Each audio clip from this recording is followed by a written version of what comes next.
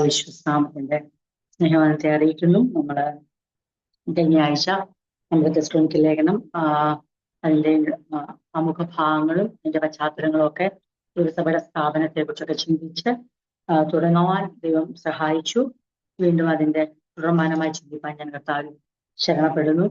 ദൈവത്തിന്റെ ചിന്തകൾക്കായിട്ട് നമുക്ക് ലഭിക്കുന്ന ഈ സമയങ്ങൾ തികച്ചും ക്രിസ്തീയ ജീവിതത്തിലെ വലിയ മുതൽക്കൂട്ടായി തീരും എന്നുള്ളത് യാതൊരു സംശയവുമില്ല. കാരണം ഞാൻ എൻ്റെ വ്യക്തിപരമായ ജീവിതത്തിലേക്ക് ഒന്ന് തിരിഞ്ഞു നോക്കുമ്പോൾ എനിക്ക് പല ജീവിതത്തിൽ അനുഭവിച്ചറിയാൻ കഴിയുന്നുണ്ട്. കാരണം ജീവിതത്തിലെ പല സന്ദർഭങ്ങളിലും കർത്താവിന്റെ വിലയുള്ള ബന്ധത്തിലും വ്യക്തിപരമായ ജീവിതത്തിലുള്ള ബന്ധത്തിലും ദൈവഹിത പ്രകാരം ചിന്തിക്കാൻ തന്നെ ഉള്ള ഒരു വലിയ രൂപാന്തരം അങ്ങനെയുള്ള അനുഭവങ്ങളിലൂടെ കടന്നു പോകുമ്പോഴോ അല്ലെങ്കിൽ ദൈവം വ്യത്യസ്തമായ സാഹചര്യങ്ങളൂടെ കടത്തി വിടുമ്പോഴോ ദൈവം ആഗ്രഹിക്കുന്ന രീതിയിൽ ആ കാര്യങ്ങളെ കുറിച്ച് ചിന്തിപ്പാൻ അങ്ങനെ ഉള്ള ചിന്തകൾ ഹൃദയത്തിൽ വരുവാനും അതനുസരിച്ച് ജീവിതത്തെ ക്രമീകരിപ്പാനും ദൈവം പല അവസരങ്ങൾ ഇടയാക്കുന്നത് ഞാൻ വ്യക്തമായി എൻ്റെ ജീവിതത്തിൽ തിരിച്ചറിയുന്നു. നിങ്ങൾ ഓരോരുത്തരെയും ജീവിതത്തിലെ പ്രകാരം അനവധി അനുഭവങ്ങൾ ഉണ്ടായിരിക്കുന്നു എന്ന് വിശ്വസിക്കുന്നു. ക്രിസ്തുയേശുവിന് വേണ്ടി നിലനിൽക്കുന്നത്, ക്രിസ്തുയേശുവിന് വേണ്ടി ജീവിതത്തിൽ നമ്മൾ വിശ്വസ്തയോടെ മുന്നേറുന്നത്, ദൈവത്തെ അനുസരിക്കുന്നതൊക്കെ ഏറ്റവും ശ്രേഷ്ഠകരമാണെന്നും അപ്പോസ്തലന്മാര് ജീവിച്ച വിധങ്ങള് നമ്മുടെയും ജീവിതത്തിൽ പ്രാവർത്തികമാക്കണമെന്നുള്ള ആഗ്രഹവും അവരുടെ ആ പെരുമാറ്റ ശൈലിയും അവരുടെ വിശ്വാസത്തിന്റെ ശ്രേഷ്ഠതയും ഒക്കെ നമ്മുടെ ജീവിതത്തിലും മാതൃകയാക്കുവാനുള്ള ഒരു വലിയ പ്രേരണ അതിന്റെ വലിയൊരു എന്തുകൊണ്ട് നടത്തിപ്പ് നമുക്ക് ദൈവചിന്തയോടെ അനുഭവിക്കാൻ കഴിയുന്നുണ്ട്. തീർച്ചയായും നാം ലക്ഷ്യത്തിലേക്ക് കാലെടുത്ത് വെച്ചിരിക്കുന്നവരാണ്. ഈ ഓട്ടം സ്ഥിരതയോടെ ഓടുവാൻ തക്കവണ്ണം കർത്താവ് നമ്മളെ സഹായിക്കട്ടെ. നമ്മള് തെസ്സലോനിക്ക ലേഖനം എൻ്റെ ഇൻട്രൊഡക്ഷനായിട്ട് ചിന്തിച്ചതും അതുപോലെ തന്നെ ദൈവസഭ എങ്ങനെയാണ് തെസ്സലോനിക്കയിൽ ഒരു സഭ രൂപീകരിക്കപ്പെട്ടത്, അതിന്റെ ആരംഭം എങ്ങനെയാണെന്ന് ചിന്തിക്കാൻ അപ്പോസ്തല പ്രവൃത്തികളിലേക്ക് കടന്നു പോയിരുന്നു. അപ്പോസ്തല പ്രവൃത്തി 16-ാം അധ്യായത്തില് ചെന്ന് അവിടെ നിന്ന് ചിന്തിച്ചു തുടങ്ങിയാണ് നമ്മൾ വന്നത്. പ്രത്യേകിച്ച് മാസിഡോണിയൻ കോളിങ്ങിൽ ആരംഭിച്ചു. കാരണം തെസ്സലോനിക്ക സ്ഥിതി ചെയ്യുന്നത് മക്കദോന്യ പ്രദേശത്താണ്, മാസിഡോണിയൻ റീജിയനിലാണ്. അതുകൊണ്ട് ആ മക്കദോന്യ വിളിയെക്കുറിച്ച് എല്ലാ ദൈവമക്കളും അറിഞ്ഞിരിക്കേണ്ടത് വളരെ ആവശ്യമുള്ള ഒരു കാര്യമായതുകൊണ്ടാണ് അങ്ങനെ അത്രയും പുറകോട്ട് പോയി ചിന്തിച്ചത്. ആ മക്കദോന്യ വിളി അനുസരിച്ച് ഇറങ്ങിത്തിരിച്ച അപ്പോസ്തലന്മാരുടെ ജീവിതത്തിൽ കടന്നു വന്ന പ്രതിസന്ധികളും, എന്നാൽ ആ പ്രതിസന്ധിയുടെ നടുവിലും ദൈവ ഉദ്ദേശിച്ച കാര്യങ്ങളൊക്കെ യൂറോപ്പിന്റെ ആ ഭാഗത്ത് നടന്നു. ഫിലിപ്പിയിൽ നടന്നു, തെസ്സലോനിക്കയിൽ നടന്നു. തീർച്ചയായിട്ടും ദൈവഹിതപ്രകാരം നമ്മൾ സഞ്ചരിക്കുമ്പോഴുള്ള ദൈവ വചനത്തിന് നമ്മൾ പ്രാധാന്യം കൊടുത്തുകൊണ്ട് ദൈവത്തിന്റെ വാക്കിനെ അനുസരിച്ചുകൊണ്ട് നമ്മൾ നടക്കുമ്പോഴുള്ള ഏറ്റവും വലിയ പ്രത്യേകത ഏതാണ്? എത്ര ഞെരുക്കത്തിലൂടെ കടന്നുപോയാലും, എത്ര ഇടുക്കത്തിലൂടെ കടന്നുപോയാലും, എത്രമാത്രം സമ്മർദ്ദങ്ങൾ നേരിടുന്നു വന്നാലും നാം ദൈവത്തിന് വേണ്ടി ഫലം കായ്ച്ചിരിക്കും. നാം ദൈവത്തിന് പ്രയോജനമുള്ളവരായിരിക്കും. നമ്മളുടെ ജീവിതം മറ്റുള്ളവർക്കും പ്രയോജനമുള്ളതായിരിക്കും. അത് തിരിച്ചറിയാൻ നല്ലൊരു മാർഗമാണ് നാം ദൈവത്തിലാണോ ആയിരിക്കുന്നത്. അല്ലാതെ പ്രശ്നങ്ങളുടെ അടിസ്ഥാനത്തിലല്ല ദൈവം തിരിച്ചറിയാം. നാം ഒരു ദേശത്ത് ചെല്ലുന്നു, നാം കർത്താവിന്റെ വേലയ്ക്ക് ചെല്ലുന്നു, അല്ലെങ്കിൽ നാം ജോലിക്ക് ചെല്ലുന്നു, വിവിധ കാര്യങ്ങൾ ചെല്ലുമ്പോൾ അവിടെ ഉണ്ടാകുന്ന പ്രശ്നങ്ങളുടെ അടിസ്ഥാനത്തിലല്ല ദൈവഹിതമാണോ അല്ലയോ എന്ന് നാം ജീവിതത്തെ വിലയിരുത്തേണ്ട. മറിച്ച് ദൈവം എവിടെ നമ്മളെ അയച്ചാലും, അവിടെ എത്ര സമ്മർദ്ദങ്ങൾ ഉണ്ടെങ്കിലും അവിടെയും നാം ദൈവത്തിന് പ്രയോജനമുള്ളവരായി, ദൈവത്തിനുള്ള ധൈര്യം ചോർന്നു പോകാത്തവരായി, കഷ്ടങ്ങളോ അപമാനങ്ങളോ നമ്മുടെ ജീവിതത്തെ തളർത്തിക്കളയാതെ മനസ്സിനെ ബാധിച്ചേക്കാം തീർച്ചയായും, പക്ഷെ അതൊന്നും ക്രിസ്തുയേശുവിന്റെ ലക്ഷ്യത്തെ തകർത്ത് കളയാതെ മുന്നോട്ട് പോകാൻ നമുക്ക് കഴിയുന്നെങ്കിൽ നമുക്ക് ഉറപ്പിക്കാം നമ്മൾ ദൈവഹിത പ്രകാരം തന്നെയാണ് മുന്നോട്ട് നീങ്ങുന്നതെന്ന്. നമ്മുടെ ഫലം അതിന്റെ വലിയൊരു അടയാളമാണ്. അപ്പോസ്തലന്മാർ തീർച്ചയായും അവരുടെ മാസിഡോണിയൻ കോളിംഗ് ഫ്രൂട്ട്ഫുൾ ആയിരുന്നു. അവരുടെ മാസിഡോണിയൻ കോളിംഗ് ചർച്ചിന്റെ എസ്റ്റാബ്ലിഷ്മെന്റിന് കാരണമായി. അവർക്ക് ഒത്തിരി പ്രയാസങ്ങൾ നേരിട്ടെങ്കിലും മാസിഡോണിയൻ കോളിംഗ് ഒരിക്കലും വെറുതെ ആയില്ല. മക്കോദോന്യ വിളി ഒരിക്കലും വെറുതെ ആയില്ല. ഇന്ന് രാത്രി ഞാൻ പറയട്ടെ, ദൈവമക്കളാവുന്ന നമ്മുടെ ജീവിതത്തിൽ നമ്മുടെ ഈ ക്രിസ്തീയ യാത്ര അതൊരിക്കലും വ്യർത്ഥമാകത്തില്ല. ഈ വിശ്വാസത്തെ യാത്ര ഒരിക്കലും വ്യർത്ഥമാകത്തില്ല. ആൾക്കാർ നമ്മുടെ ഭാഗ്യമായ പല കാര്യങ്ങളെ വിലയിരുത്തിക്കൊണ്ട് നമ്മുടെ ജീവിതത്തെയും ദൈവത്തിന് നമ്മളെ കുറിച്ചുള്ള പദ്ധതികളെ വിലയിരുത്താൻ ശ്രമിക്കുമ്പോൾ ദൈവം നമ്മുടെ സാഹചര്യങ്ങളെ നോക്കിയാൽ പിന്നെയോ ഏത് സാഹചര്യങ്ങളുടെ നടുവിലും നമ്മൾ ദൈവത്തിന് വേണ്ടി കൊടുക്കുന്ന ഫലത്തിന്റെ അടിസ്ഥാനത്തിലാണ് ദൈവം നമ്മുടെ ജീവിതയാത്രയെ വിലയിരുത്തുന്നത്. അങ്ങനെ ജീവിപ്പാൻ ദൈവം നമ്മളെ സഹായിക്കട്ടെ. നാം മൗനമായി പോകാതെ, നമ്മുടെ ധൈര്യം ചോർന്നു പോകാതെ, പ്രതികൂലങ്ങളും പ്രതിസന്ധികളും കഷ്ടങ്ങളും അപമാനങ്ങളും നമ്മുടെ കോളിങ്ങിനെ ബാധിക്കാതെ ആ മാസിഡോണിയൻ കോളിങ്ങിനെ കഷ്ടം അവമാനം ഒന്നും ബാധിച്ചില്ല. സഹിക്കേണ്ട വന്നു, ഓനെ മുൻപോട്ട് ഓടേണ്ട വന്നു, ഒരു സ്ഥലത്ത് നിന്ന് വേറെ സ്ഥലത്തേക്ക് പോകേണ്ട വന്നു. പക്ഷെ ദൈവ പദ്ധതി അത് പൂർണ്ണമായി നടക്കുക തന്നെ ചെയ്തു. അങ്ങനെ നമുക്ക് ധൈര്യമായി പറയാൻ പറ്റും, മാസിഡോണിയൻ കോളിംഗ് അക്കംപ്ലീഷ്ഡ് ആയി, അത് ദൈവം നിവർത്തിക്കുക തന്നെ ചെയ്തു. നമുക്കും അങ്ങനെ ഒരു സാക്ഷ്യം നമ്മുടെ ജീവിതത്തിൽ പറയുവാൻ ദൈവം ഇടയാക്കട്ടെ. ദൈവം എന്നെ വിളിച്ച വിളി അത് നിവർത്തിപ്പാനിടയായി, അത് ചെയ്തെടുപ്പാനിടയായി. ദൈവത്തിന്റെ വിളി, എന്നെ കുറിച്ചുള്ള ദൈവത്തിന്റെ പരമ വിളി വെറുതെ ആയില്ല എന്ന് നമുക്ക് പറയത്തക്കവണ്ണം നമ്മുടെ ജീവിതം ഏറ്റവും പ്രയോജനമുള്ളതായി തീരുവാൻ കർത്താവ് സഹായിക്കട്ടെ. അങ്ങനെ നമ്മൾ ചിന്തിച്ച് നമ്മൾ എവിടെ എത്തി? നമ്മൾ 17-ാം അധ്യായം, നമ്മൾ തെസ്സലോനിക്ക സഭ എങ്ങനെയാണ് അവിടെ സ്ഥാപിക്കപ്പെട്ടത്, എന്തെല്ലാം പ്രതിസന്ധികളോടെ ഉണ്ടായി, എത്ര ആഴ്ചകൾ അപ്പോസ്തലൻ അവിടെ പാർത്തു, എങ്ങനെയാണ് അവിടുത്തെ ആ സുവിശേഷ ഘോഷണത്തിന്റെ ആരംഭം എവിടെ വെച്ചായിരുന്നു, അത് നമ്മൾ ചിന്തിച്ചു. അത് കഴിഞ്ഞ് അവിടെയും എവിടെയൊക്കെ അപ്പോസ്തലൻ സുവിശേഷം അറിയിക്കുന്ന അവിടെ എല്ലാം ഒരു എന്താ പറയുക, ഒരു പ്രക്ഷോഭം ഉണ്ടാകുന്നുണ്ട്, ഒരു ലഹള ഉണ്ടാകുന്നുണ്ട്. ആ ലഹളയുടെ നടുവിലും അപ്പോസ്തലനോട് നീക്കുപോക്കുള്ള ദൈവം ഒരുക്കുന്നുണ്ട്. ഒരു സ്ഥലത്ത് നിന്ന് മറ്റൊരു സ്ഥലത്തേക്ക് പോകുന്നു. അങ്ങനെ ഫിലിപ്പിയയിൽ നിന്ന് ഓടി വന്ന് തെസ്സലോനിക്കയിലെത്തി. തെസ്സലോനിക്കയിൽ അനേകർ വിശ്വസിച്ചു, കർത്താവിനോട് ചേർന്നോടെ സഭ സ്ഥാപിക്കപ്പെട്ടു. അവിടെയും പ്രതിസന്ധികൾ ഉണ്ടായി. അവിടുന്ന് അപ്പോസ്തലൻ ബെരോവയിലെത്തി. അപ്പം നമ്മള് ഈ തെസ്സലോനിക്ക സഭ അപ്രകാരം സ്ഥാപിക്കപ്പെട്ടു എന്ന് നമ്മൾ ചിന്തിച്ചു. അതോടൊപ്പം തന്നെ തെസ്സലോനിക്ക പട്ടണത്തിന്റെ വിശേഷതകൾ നമ്മൾ ചിന്തിച്ചു. ഞാൻ ഇനി ആവർത്തിക്കാൻ ആഗ്രഹിക്കുന്നില്ല. ഏത് കാലഘട്ടത്തിലാണ് ഇത് സംഭവിച്ചത്? 51 AD കാലഘട്ടത്തിലാണ് ഈ സഭ സ്ഥാപിതമാകുന്നത്. ഇത് അപ്പോസ്തലനായ പൗലോസിന്റെ 2ാം മിഷണറി യാത്രയിലാണ് ഇത് നടക്കുന്നതെന്ന് നമ്മൾ ചിന്തിച്ചു.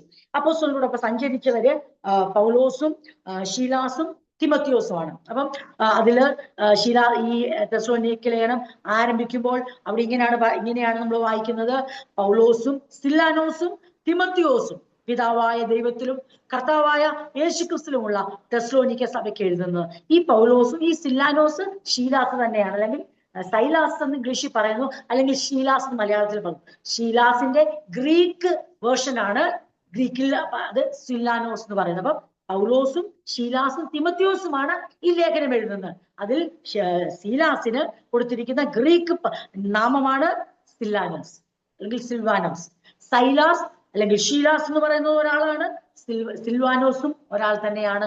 അത് ഗ്രീക്ക് നാമമാണ്, ഗ്രീക്കിൽ അങ്ങനെയാണ് പറയുന്നത്. അത് ഞാൻ ഈ സമയത്ത് ഓർപ്പിക്കും. പൗലോസിന്റെ കമ്പാനിയൻസ് ആയിരുന്നു ഇവര്. 2nd മിഷണറി യാത്രയിലാണ് തിമത്തിയോസിനെ കിട്ടുന്നതും അങ്ങനെ ഷീലാസും തിമത്തിയോസും മുന്നോട്ട് പോകുന്നതും ഒക്കെ നമ്മൾ ചിന്തിക്കുന്നു. അങ്ങനെ ഇവരെവിടെ എത്തി? ഇനിയും നമുക്ക് ചിന്തിക്കേണ്ടത്, കഴിഞ്ഞ ആഴ്ച നമ്മൾ ചിന്തിച്ചു തെസ്സലോനിക്കൻ ചർച്ച് എങ്ങനെയാണ് രൂപീകരിക്കപ്പെട്ടത്, എവിടെ നിന്ന് എവിടേക്കാണ് വരുന്നത്, എന്തിന്റെ അടിസ്ഥാനത്തിലാണ് അവർ അവിടെ എത്തിച്ചേരുന്നത്, ആരാണ് അവരെ അങ്ങോട്ട് കൊണ്ടുവന്നത്, എന്തൊക്കെയാണ് ദൈവം അവരുടെ ജീവിതത്തിൽ അനുവദിച്ചത്. എന്നാൽ ദൈവത്തിന്റെ ഉദ്ദേശങ്ങൾ അവിടെ നടന്നു, പ്രതിസന്ധികൾ അവിടെ ഉണ്ടായെങ്കിൽ ദൈവപ്രവൃത്തികൾ അവിടെ നടന്നു എന്ന് നമ്മൾ ചിന്തിച്ചു. ഇന്ന് നമുക്ക് ചിന്തിക്കേണ്ടത് തിമത്തിയോസിന് എഴുതിയ തെസ്സലോനിക്കർക്ക് എഴുതിയ ലേഖനത്തിന്റെ പശ്ചാത്തലമാണ് നമുക്ക് ചിന്തിക്കേണ്ടത്. കഴിഞ്ഞ ആഴ്ച നമ്മൾ ചിന്തിച്ചത് തെസ്സലോനിക്ക സഭ ഉളവായ പശ്ചാത്തലവും തെസ്സലോനിക്ക പട്ടണത്തിന്റെ വിശേഷതകളുമാണ് നമ്മൾ ചിന്തിച്ചതെങ്കിൽ, ഇന്ന് രാത്രി നമുക്കിടെ മുമ്പിലുള്ള അല്പം സമയത്തിൽ നമുക്ക് ചിന്തിക്കേണ്ടത് എന്താണ്? ഈ തെസ്സലോനിക്ക ലേഖനം എഴുതുവാൻ സഭ ഉളവായതിനു ശേഷം ഏകദേശം 1 വർഷത്തിന് ശേഷമാണ് അപ്പോസ്തലൻ ലേഖനം എഴുതുന്നത്. ഞാൻ ഇങ്ങനെ ഓർപ്പിച്ചിരുന്നു, പൗലോസിന്റെ ആദ്യകാല ലേഖനമാണ് തെസ്സലോനിക്ക ലേഖനം. ഏറ്റവും ആദ്യം എഴുതിയ ലേഖനമാണ് തെസ്സലോനിക്കർക്ക് എഴുതിയ ലേഖനം. അപ്പം ഈ AD 52-ലാണ് ഏകദേശം ആ കാലഘട്ടത്തിലാണ് ഇത് എഴുതുന്നത്. അതിന് നമുക്ക് എന്താണ് ഇത് എഴുതാനുള്ള കാരണമെന്ന് നമുക്ക് ഒന്ന് നോക്കണമല്ലോ. അപ്പൊ അത് നോക്കുവാൻ എവിടെ വെച്ചാണ് എഴുതിയത് എന്ന് ചിന്തിക്കുവാൻ വേദപുസ്തകത്തിലുള്ള നമുക്ക് ലഭിക്കുന്ന വിവരങ്ങളിൽ അടിസ്ഥാനപ്പെടുത്തിയാണ് ഞാൻ ചിന്തിക്കാൻ ആഗ്രഹിക്കുന്നത്. അങ്ങനെ നമ്മള് അപ്പോസ്തലനായ പൗലോസ് ബെരോവയിൽ നിന്ന് എവിടേക്ക് വരുന്നു? ബെരോവയിലും പ്രശ്നമുണ്ടായി നമ്മൾ വായിച്ചു. അങ്ങനെ ബെരോവയിൽ അപ്പോസ്തലനെ അഥേനയിൽ അയക്കുന്നു. അഖായയുടെ ഒരു പ്രദേശമാണ്, ഒന്ന് നോർത്തേൺ ഗ്രീസ്, ഒന്ന് സദേൺ ഗ്രീസ്. മാസിഡോണിയ, അതിലുള്ള പട്ടണങ്ങളായ ഫിലിപ്പി പട്ടണം, തെസ്സലോനിക്ക എന്നീ പട്ടണങ്ങൾ നോർത്തേൺ ഗ്രീസിലുള്ളപ്പോൾ സദേൺ ഗ്രീസിലെ ഉള്ള സ്ഥലമാണ് അതെ അഖായ എന്ന പ്രദേശം. അഖായയില് ചെന്നവിടെ ഏതൻസില് പൗലോസ് അപ്പോസ്തലനെ എത്തിച്ചത്. അപ്പൊ ഇവിടെ നമ്മൾ വായിക്കുന്നുണ്ട് 17-ാം അധ്യായം അപ്പോസ്തലപ്രവൃത്തി 17-ന്റെ 14-ാം വാക്യത്തില് ഇങ്ങനെ പറയുന്നു, വലിയ പ്രശ്നങ്ങൾ അവിടെ ഉണ്ടായി. അപ്പോസ്തലപ്രവൃത്തി 17-ാം അധ്യായം 13-ാം വാക്യം, ബെരോവയിലെ ദൈവവചനം അറിയിച്ചത് തെസ്സലോനിക്കയിലെ യഹൂദന്മാർ അറിഞ്ഞ് അവിടെയും വന്ന് പുരുഷാരത്തെ ഇളക്കി ഭ്രമിപ്പിച്ചു. ഉടനെ സഹോദരന്മാർ പൗലോസിനെ സമുദ്രതീരത്തേക്ക് പറഞ്ഞയച്ചു. ശീലാസും തിമത്തിയോസും അവിടെ തന്നെ പാർത്തു. പൗലോസിനോട് കൂടെ വഴിത്തുണ പോയവർ അവനെ അഥേനയോളം കൊണ്ടുപോയി. അങ്ങനെ ഏതൻസിലേക്ക് കൊണ്ടുപോയ ശീലാസും തിമത്തിയോസും കഴിയുന്ന വേഗത്തിൽ തന്റെ അടുക്കൽ വരണമെന്നുള്ള കൽപ്പന വാങ്ങി മടങ്ങിപ്പോയി. അപ്പം അപ്പോസ്തലൻ അങ്ങനെ എവിടേക്ക് പോവുകയാണ്? അഥേനയില് ചെന്നു. അവിടെ നടക്കുന്ന സംഭവങ്ങൾ ഞാനിപ്പോ ഇവിടെ വായിക്കാനോ പറയാനോ ആഗ്രഹിക്കുന്നില്ല. അത് നമ്മൾ അപ്പോസ്തലപ്പെടുത്തി വായിക്കുമ്പോൾ നമുക്കറിയാം. അപ്പോസ്തലൻ അവിടെ ഒരു മുഖാന്തരം ഒരുക്കി. ചുരുക്കി പറഞ്ഞാൽ നമ്മൾ പറയത്തില്ലേ, എത്ര ഇവരോട് സുവിശേഷം പറയില്ലെന്ന് പറഞ്ഞാൽ ഇവര് പറയും. നമ്മളെ കുറിച്ചുള്ള ഒരു പരാതിയാണല്ലോ അത്. എത്ര പ്രാർത്ഥിക്കലെന്ന് പറഞ്ഞെങ്കിൽ ഞാൻ രക്ഷിക്കപ്പെടാൻ നിങ്ങൾ പ്രാർത്ഥിക്കണം എന്ന് പറഞ്ഞാൽ നമ്മള് പ്രാർത്ഥിക്കും. എത്ര സുവിശേഷം പറയില്ലെന്ന് പറഞ്ഞാൽ നമ്മൾ പറയും. ഏതൊക്കെ അവസരം കിട്ടിയാലും നമ്മൾ പറയും. ഇത് ആരുടെ മാതൃകയാണ്? ഇത് അപ്പോസ്തലന്മാരുടെ മാതൃകയാണ്. ഫിലിപ്പേ പ്രശ്നം ഉണ്ടായാൽ ഞങ്ങള് അവിടെ കൊണ്ട് ഞങ്ങളുടെ മിനിസ്റ്റർ നിർത്തത്തില്ല. ഞങ്ങൾ തെസ്സലോനിക്കെ മിനിസ്റ്റർ. തെസ്സലോനിക്കെ പ്രശ്നം ഉണ്ടായാൽ ഞങ്ങൾ ബെരോവയിൽ മിനിസ്റ്റർ. ബെരോവയിൽ പ്രശ്നം ഉണ്ടായാൽ ഞങ്ങള് ഏതൻസിൽ അഥേനയില് അതിന് കമ്പാനിയൻസ് ആയ ശീലാസും തിമത്തിയോസും എന്റെ കൂടെ വന്നില്ലെങ്കിലും ഞാൻ എനിക്ക് കിട്ടുന്ന അവസരം. ചുരുക്കി പറഞ്ഞാൽ അപ്പോസ്തലനെ അങ്ങനെ ആർക്കും ഒറ്റപ്പെടുത്താൻ കഴിയത്തില്ല. അപ്പോസ്തലനെ ഏൽപ്പിച്ച മിനിസ്ട്രിയിൽ നിന്ന് പിന്തിരിപ്പിക്കാൻ ആർക്കും കഴിയത്തില്ല എന്നുള്ളത് 17-ാം അധ്യായം 16 മുതലുള്ള വാക്യങ്ങൾ നമ്മളിവിടെ വായിച്ച് ധ്യാനിക്കുന്നില്ല. നമ്മൾ വായിക്കുമ്പോൾ നമുക്ക് മനസ്സിലാവും. അവിടെയും അപ്പോസ്തലന്റെ ഹൃദയത്തിൽ ഒറ്റ ഉദ്ദേശമേ ഉള്ളൂ, കർത്താവിനെ ഉയർത്തുക. ആ ഏതൻസിലുള്ളവരും യേശുവിനെ അറിയണം. അപ്പൊ നോർത്തേൺ ഗ്രീസിൽ നിന്നിപ്പോ എവിടെ വന്നു? സദേൺ ഗ്രീസിലേക്ക് വന്നു. അവിടുത്തെ അഖായി പ്രദേശമായ അത് മറ്റേതേതാണ്? നിങ്ങൾ അതൊക്കെ മാസിഡോണിയൻ പ്രദേശം നോർത്തേൺ ഗ്രീസില്, അഖായ പ്രദേശം സദേൺ ഗ്രീസില്, അഖായയിലുള്ള ഒരു സ്ഥലമാണ് ഏതൻസ് എന്ന് പറയുന്നത്. ആ അഥേനയിൽ വന്നിട്ട് അപ്പോസ്തലൻ എന്ത് ചെയ്യുകയാണ്? സുവിശേഷം അറിയിക്കുക. ഇവിടെ അവർക്ക് അത് കേൾക്കാനൊക്കെ അവർ ആഗ്രഹിച്ചു. പിന്നെ പുച്ഛിക്കുന്നുണ്ട്, പരിഹസിക്കുന്നുണ്ട്. അതെല്ലാം കഴിഞ്ഞ് 18 എനിക്ക് പറയേണ്ട ഭാഗങ്ങൾ ഇതാണല്ലോ. തെസ്സലോനിക്ക ലേഖനം എങ്ങനെയാണ് എഴുതാനുള്ള കാരണം, അല്ലെങ്കിൽ അതിന്റെ പിന്നിൽ അപ്പോസ്തലനുണ്ടായ ചേതോവികാരം എന്താണ്, സാഹചര്യം എന്താണ് എന്നുള്ളതൊന്ന് എക്സ്പ്ലെയിൻ ചെയ്യാനുള്ള സമയമാണ് എന്റെ മുമ്പിലുള്ളത്. അപ്പോസ്തലപ്രവൃത്തി 18-ാം അധ്യായം. അനന്തരം പൗലോസ്, അവൻ എന്ന് എഴുതിയിരിക്കുന്നത് അവർന്നില്ല, അവൻ പൗലോസ് അഥേന വിട്ട് കൊരിന്തിൽ ചെന്നു. കൊരിന്ത് എല്ലാവർക്കും അറിയാം അല്ലെ? അപ്പൊ ഏതൻസിൽ നിന്ന് അപ്പോസ്തലൻ കൊരിന്തിയിൽ വന്നു. യഹൂദന്മാർ എല്ലാവരും, ഇനി ആ ഭാഗം ഞാൻ വായിക്കുന്നില്ല, ഞാൻ 5-ാം വാക്യമാണ് വായിക്കുന്നത്. കാരണം അങ്ങനെ ഞാൻ വായിച്ചു പോയാൽ എനിക്ക് ഒത്തിരി സമയം എടുക്കുന്നത് കൊണ്ട് അവിടെ വെച്ചാണ് ആരെ പരിചയപ്പെടുന്നത്? നമുക്ക് ഏറ്റവും ഇഷ്ടമുള്ള ദമ്പതികളായ പ്രിസ്കില്ലായെയും അക്വിലാവിനെയും പരിചയപ്പെടുന്ന അവിടെ വെച്ചാണ്. ദൈവത്തിന്റെ പ്രവൃത്തികളാണ്. ഞാനിങ്ങനെ ഇതൊക്കെ പറയുമ്പോഴും ചിന്തിക്കുമ്പോൾ ചിലതൊക്കെ നമ്മൾ കോണ്ടെക്സ്റ്റിൽ തന്നെ നിൽക്കണമെന്നൊക്കെ ആഗ്രഹിക്കുമ്പോഴും ചിലപ്പം മുന്നോട്ടോ പുറകോട്ടോ ഒക്കെ പോയി പോകുന്നത് മനഃപൂർവ്വമായിട്ടല്ല, ദൈവം അങ്ങനെ നയിക്കുന്നതുകൊണ്ടാണ്. അവിടെ ഇങ്ങനെയാണ് എഴുതിയിരിക്കുന്നത്. യഹൂദന്മാർ എല്ലാവരും റോമാ നഗരം വിട്ടുപോകണമെന്ന് ക്ലൗദിയോസ് കൽപ്പിച്ചത് കൊണ്ട് ഇറ്റലിയിൽ നിന്ന്, ഇറ്റലിയ എന്ന് പറഞ്ഞാൽ ഇറ്റലിയാണ്, ഇറ്റലിയിൽ നിന്ന് ആ ഇടയ്ക്ക് വന്നവനായി പൊന്തോസുകാരൻ അക്വിലാസ് എന്ന് പേരുള്ള ഒരു യഹൂദനെയും അവന്റെ ഭാര്യ പ്രിസ്കില്ലയും കണ്ട് അവരുടെ അടുക്കൽ ചെന്നു. തൊഴിൽ ഒന്നാകൊണ്ട് അവൻ അവരോടുകൂടെ പാർത്തു വേല ചെയ്തു പോന്നു. തൊഴിലോ കൂടാരപ്പണിയായിരുന്നു. അപ്പം എന്നാൽ ശബത്ത് തോറും അവൻ പള്ളിയിൽ സംവാദിച്ച് യഹൂദന്മാരെയും യവനന്മാരെയും സമ്മതിപ്പിച്ചു. അപ്പൊ കൊരിന്ത്യയിലെ മിനിസ്ട്രി അവിടെ ആരംഭിക്കുക. അപ്പോസ്തലന്റെ മിനിസ്ട്രി. അപ്പം ആ തൊഴിൽ നിമിത്തം തനിക്ക് അനുഗ്രഹിക്കപ്പെട്ടൊരു കുടുംബത്തെ പരിചയപ്പെടുവാൻ ഇടയായി. അപ്പോസ്തലന്റെ ഈ വഴിയാത്രയിൽ ഒത്തിരി കാര്യങ്ങൾ ദൈവത്തിന് വേണ്ടി നിൽക്കുന്നവരെ, പദ്ധതിയുള്ളവരെ, വചനം അതുപോലെ സ്വീകരിക്കുന്നവരെ ഒക്കെ തന്റെ വഴിയാത്രയിൽ കൂട്ടിമുട്ടിച്ച് താൻ ഇങ്ങനെ യാത്ര തുടർന്ന് മിനിസ്ട്രി തുടർന്ന് പോവുകയാണ്. എന്നിട്ട് 5-ാം വാക്യം വരുമ്പോൾ, ശീലാസും തിമത്തിയോസും മക്കദോന്യയിൽ നിന്ന് വന്നാറെ പൗലോസ് വചനഘോഷണത്തിൽ ശുഷ്കാന്തി പൂണ്ട് യേശു തന്നെ ക്രിസ്തു എന്ന് യഹൂദന്മാർക്ക് സാക്ഷി. അപ്പൊ ഇവിടെ ഇവർക്ക് വന്ന് ജോയിൻ ചെയ്യുകയാണ്. ശീലാസും തിമത്തിയോസും ഉത്തര ഗ്രീസിൽ നിന്ന് ഇങ്ങ് വരികയാണ്. മക്കദോന്യയിൽ നിന്ന് ഇങ്ങോട്ട് വന്നു. ഇവിടെ നിങ്ങളുടെ ചിന്ത അവിടെ നിർത്തിക്കൊണ്ട് ഞാൻ ഇനിയും പോകുന്നത് തെസ്സലോനിക്ക ലേഖനത്തിലേക്ക് പോവുകയാണ്. അപ്പം ഇത്രയും കാര്യങ്ങൾ നമ്മൾ ഈ ഭാഗത്തുനിന്ന് അപ്പോസ്തലപ്രവൃത്തിയിൽ ചിന്തിച്ചു. ഇനി നമ്മൾ തെസ്സലോനിക്ക ലേഖനത്തിലേക്ക് കടന്നു വരുന്നു. തെസ്സലോനിക്ക ലേഖനം 1-ാം അധ്യായത്തിലേക്ക് നമ്മൾ വരികയാണ്. പശ്ചാത്തലം തന്നെ ചിന്തിക്കുകയാണ്. 1-ാം അധ്യായം, 1-ാം അധ്യായമല്ല, തെസ്സലോനിക്കയ്ക്ക് എഴുതിയ 1-ാം ലേഖനം 2-ാം അധ്യായം അതിന്റെ 17 മുതലുള്ള വാക്യങ്ങളാണ് നമ്മൾ ഇനി ഈ ലെറ്റർ എഴുതാനുള്ള സാഹചര്യമായിട്ട് ചിന്തിക്കുന്നത്. ഞാൻ അങ്ങനെ സാധാരണ ദൈവവചനം ചിന്തിക്കുമ്പോൾ നമ്മൾ വേഴ്സ് ബൈ വേഴ്സ് ആയിട്ടാണ് പോകുന്നത്. ഞാൻ മുന്നോട്ട് കയറി, എന്നാലും ഈ പശ്ചാത്തലം പറയുമ്പോൾ ഈ ഭാഗം പറയേണ്ടത് ആവശ്യമായിട്ട് വരും. അപ്പോൾ തെസ്സലോനിക്ക ലേഖനത്തിന്റെ 1-ാം ലേഖനത്തിന്റെ 2-ാം അധ്യായത്തിന്റെ 17-ാം വാക്യത്തിൽ ഇങ്ങനെയാണ് അവിടെ എഴുതിയിരിക്കുന്നത്. സഹോദരന്മാരെ, തെസ്സലോനിക്കർക്ക് ലേഖനം എഴുതുകയാണല്ലോ. അപ്പൊ ഈ ലേഖനം എഴുതുമ്പോൾ അപ്പോസ്തലൻ തന്റെ ഹൃദയങ്ങളെ വെളിപ്പെടുത്തുകയാണ്, തന്റെ വികാരങ്ങളെയും അവരോടുള്ള സ്നേഹവായ്പകളെയും ഒക്കെ വെളിപ്പെടുത്തുകയാണ്. ഞങ്ങൾ അല്പനേരത്തേക്ക് ഹൃദയം കൊണ്ടല്ല മുഖം കൊണ്ട് നിങ്ങളെ വിട്ടുപിരിഞ്ഞിട്ട് ബഹുകാംക്ഷയോടെ നിങ്ങളുടെ മുഖം കാണുവാൻ ഏറ്റവും അധികം ശ്രമിച്ചു. അതുകൊണ്ട് നിങ്ങളുടെ അടുക്കൽ വരുവാൻ ഞങ്ങൾ വിശേഷാൽ പൗലോസായ ഞാൻ 1-2 പ്രാവശ്യം വിചാരിച്ചു, എന്നാൽ സാത്താൻ ഞങ്ങളെ തടുത്തു. ഈ മെസ്സേജ് ഒന്നിലധികം പ്രാവശ്യം സഭയിൽ പ്രസംഗിച്ചിട്ടുണ്ട്. ഈ തെസ്സലോനിക്ക ലേഖനം, 2 ലേഖനങ്ങൾ സഭയ്ക്ക് ലഭിച്ചത് തെസ്സലോനിക്ക സഭയ്ക്ക് മാത്രമായി കിട്ടേണ്ട വാമൊഴിയായ സന്ദേശം വരമൊഴിയായി തീരാനുള്ള കാരണം ഈ പ്രതിസന്ധിയാണ്. അത് ഓൾറെഡി പ്രസംഗിച്ചിട്ടുണ്ട്. നിങ്ങൾ എത്ര പേർ ഓർക്കുന്നുണ്ടെന്ന് എനിക്കറിയില്ല.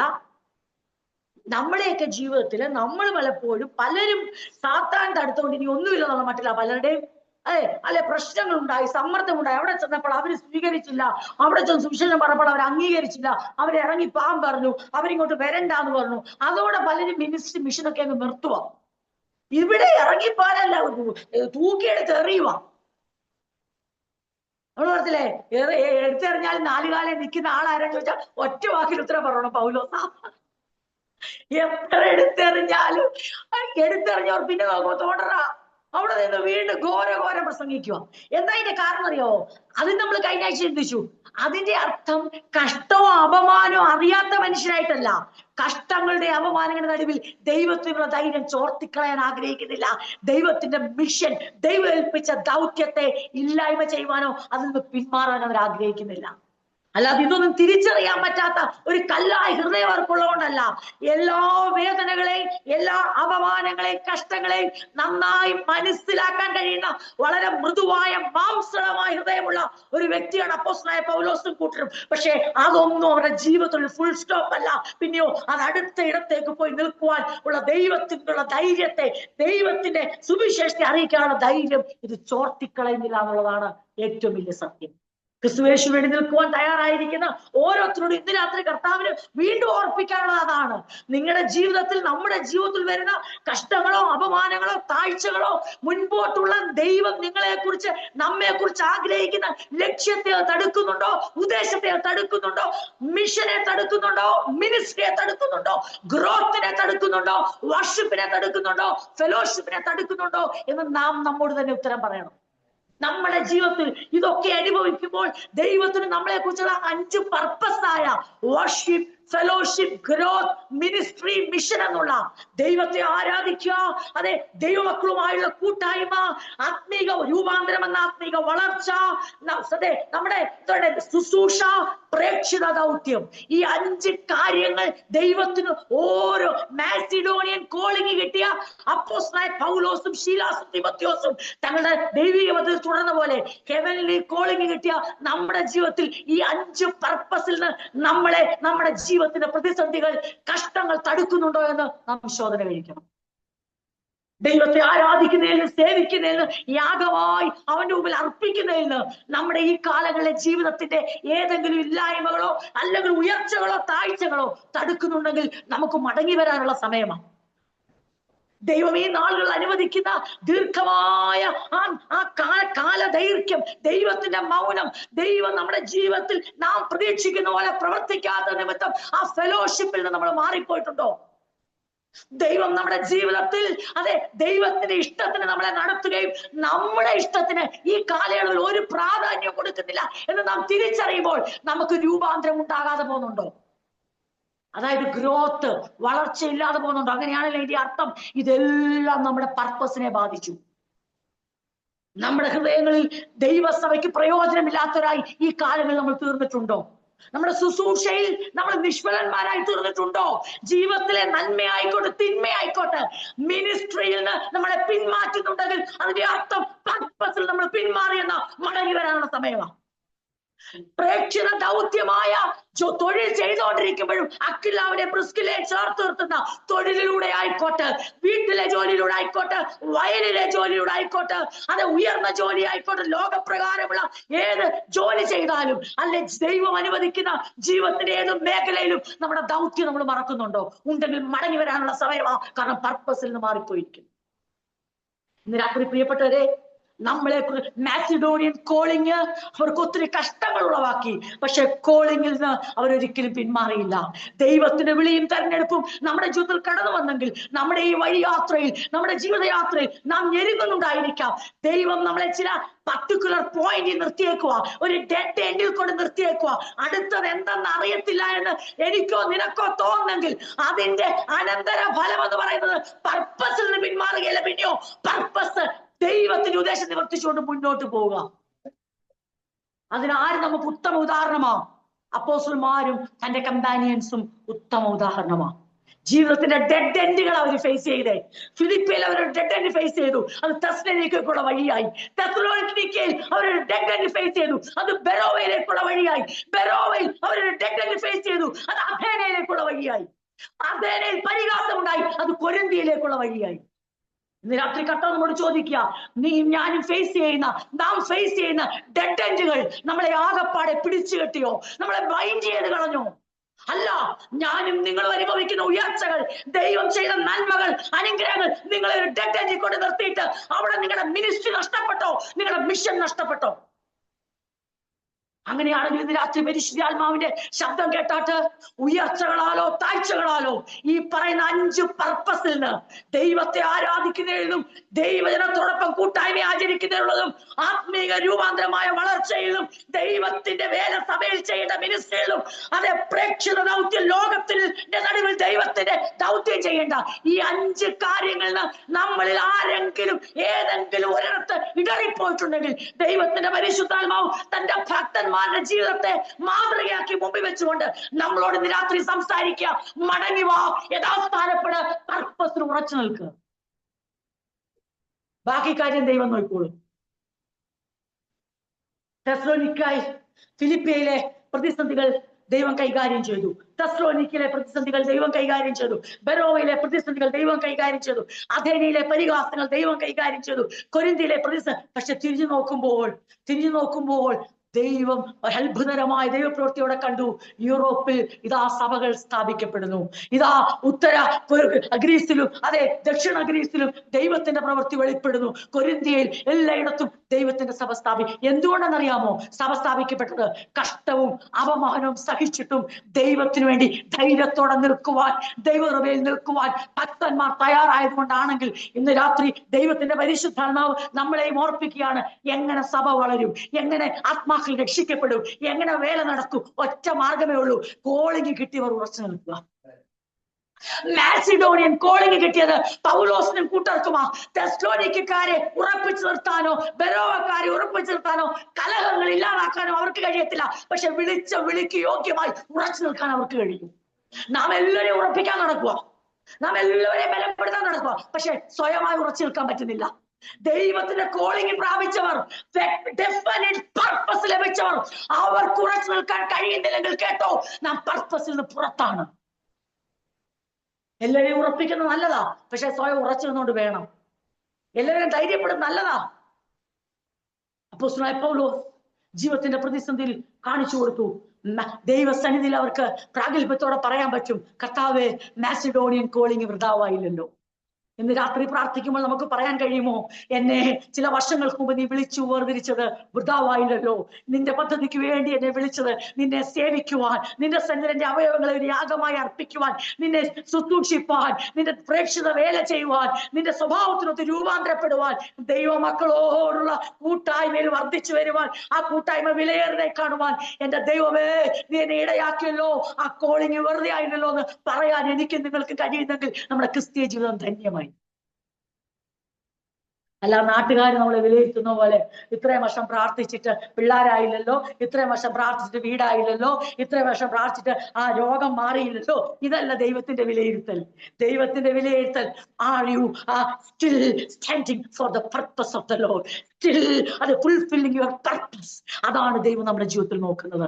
അതിന് ഉത്തരം കൊടുക്കാൻ നമ്മൾ ലോകത്തിലുള്ളവരെയൊന്നും വാക്കിന് ഉത്തരം കൊടുക്കാൻ നമ്മളെ കൊണ്ട് കഴിയത്തില്ല, അവയടയ്ക്കാൻ നമുക്ക് കഴിയത്തില്ല. പക്ഷെ ദൈവം ചോദിക്കുന്ന ചോദ്യങ്ങൾക്ക് ദൈവം നമ്മളെ നോക്കുമ്പോൾ, വിലയിരുത്തുമ്പോൾ, വിധി എഴുതുമ്പോൾ നാം നമ്മെ തന്നെ വിധിച്ചുകൊണ്ട് അവന്റെ വിധിയുടെ മുമ്പിൽ, അവന്റെ ഹിതത്തിന്റെ മുമ്പിൽ നമുക്ക് നമ്മളെ എന്താ പറയണ്ടേ, കൈകൾ ബലപ്പെട്ട് ഏൽപ്പിച്ചു കൊടുക്കുവാൻ കഴിയട്ടെ.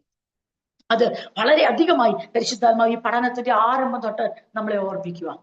സാത്താൻ തടുത്തു എന്ന് വെച്ച് ഉടനെ എല്ലാം കൂടെ പൂട്ടിക്കെട്ടുമല്ല. മിനിസ്ട്രി കണ്ടിന്യൂ ചെയ്യുക. പക്ഷെ ചില അവസരങ്ങളിൽ ചില തടസ്സങ്ങൾ നേരിടും. മാസിഡോണിയൻ കോളിങ്ങില് അപ്പോസ്തലപ്രവൃത്തി 16 നമ്മൾ വായിച്ചത് യേശുവിന്റെ ആത്മാവ് അവരെ വിലക്കി അല്ലേ. അവര് ബിഥുന്യക്ക് പോകാൻ കഴിഞ്ഞില്ല, അവരെ ഫിലിപ്പിയിലേക്ക് അയച്ചു. ഓക്കെ, ദൈവത്തിന്റെ ആത്മാവ് അങ്ങോട്ടാണ് നയിക്കുന്നെങ്കിൽ അങ്ങോട്ട് പോകാം. ഇവിടെ വന്നപ്പോൾ നമ്മൾ ഇങ്ങനെ വായിച്ചത്, അപ്പോസ്തലനായ പൗലോസ് തെസ്സലോനിക്കർക്ക് ലേഖനം എഴുതുമ്പോൾ ആ ഹൃദയത്തിന്റെ തന്റെ ആഴമായ അവരോടുള്ള സ്നേഹത്തെ വെളിപ്പെടുത്തിയ, അതുകൊണ്ട് നിങ്ങളുടെ അടുക്കൽ വരുവാൻ ഞങ്ങൾ വിശേഷാൽ പൗലോസായ ഞാൻ 1-2 പ്രാവശ്യം വിചാരിച്ചു, എന്നാൽ സാത്താൻ ഞങ്ങളെ തടുത്തു. അതുകൊണ്ട് എന്ത് ഗുണമുണ്ടായി? അതുകൊണ്ടാണ് നമ്മൾ ഇനി തെസ്സലോനിക്ക ലേഖനം പഠിക്കുന്നത്.